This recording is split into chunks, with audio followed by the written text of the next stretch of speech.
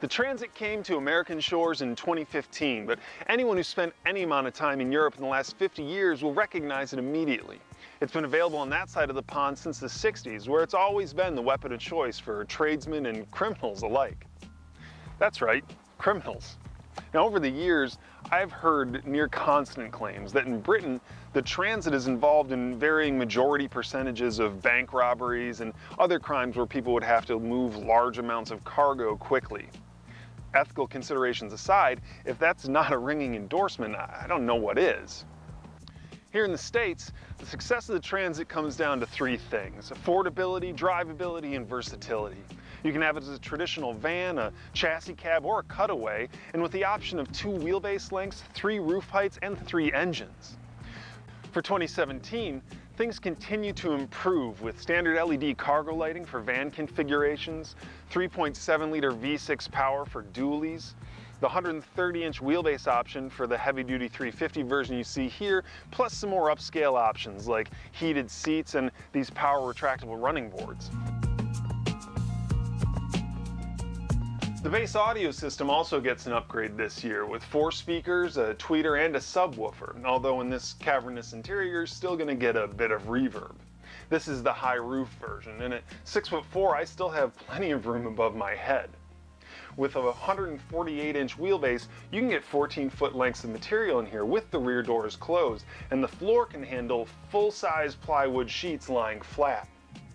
Now, this Transit's 487.3 cubic feet of interior space dwarfs nearly everything else in the segment, except for the Mercedes Sprinter's astonishing 586. And if you go with the optional 130-inch wheelbase, you can still fit 10-foot lengths of material back here. Now, the smallest versions of the Transit hold up to 10 people, but this big boy, he can accommodate an extra 5.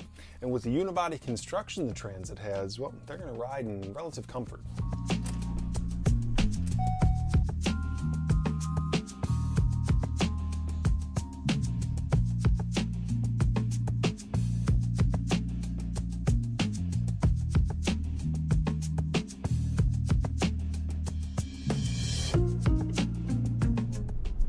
Now, in this segment, only the GM and Nissan options are still body-on-frame designs, and they both suffer for that choice. You know, if you do need to do some towing, the Nissan NV should be one of your considerations with its available V8, but otherwise the sacrifice to drivability, it's just too extreme.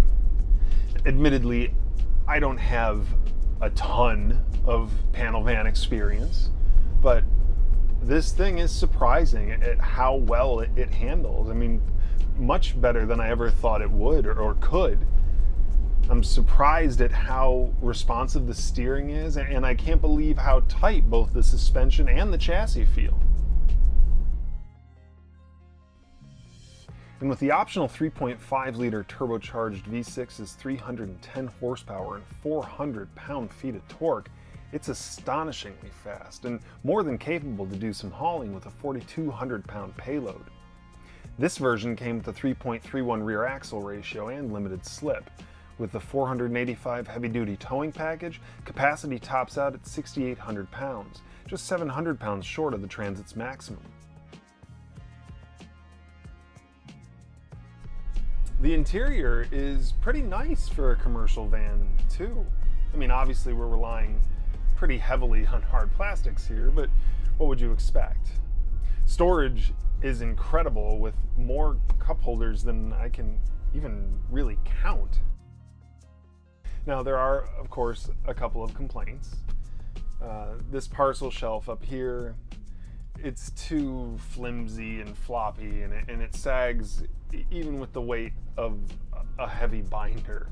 And the infotainment screen, it's just a little too small and too far away to operate safely while driving.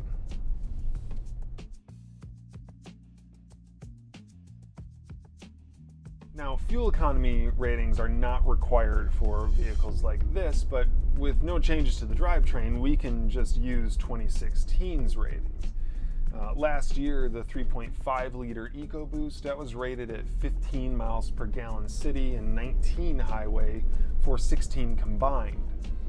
Realistically, you can expect to see that drop at least a couple miles per gallon if you're driving around with nothing in the back, and expect it to plummet accordingly if you start filling it up with people or equipment or anything like that.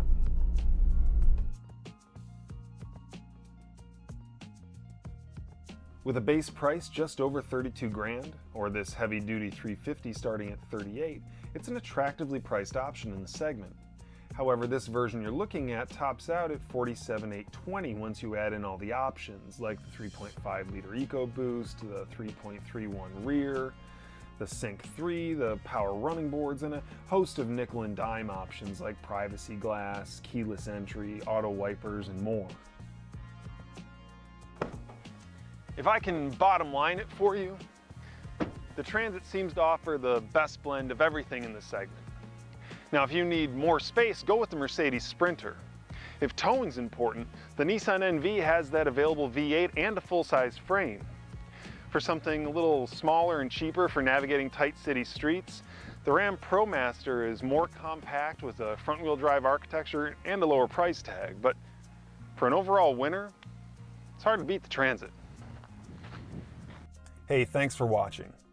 For full details on the Ford Transit, just click the link in the description. You can head over to cargurus.com and read my full review. And for more videos, just subscribe to the channel.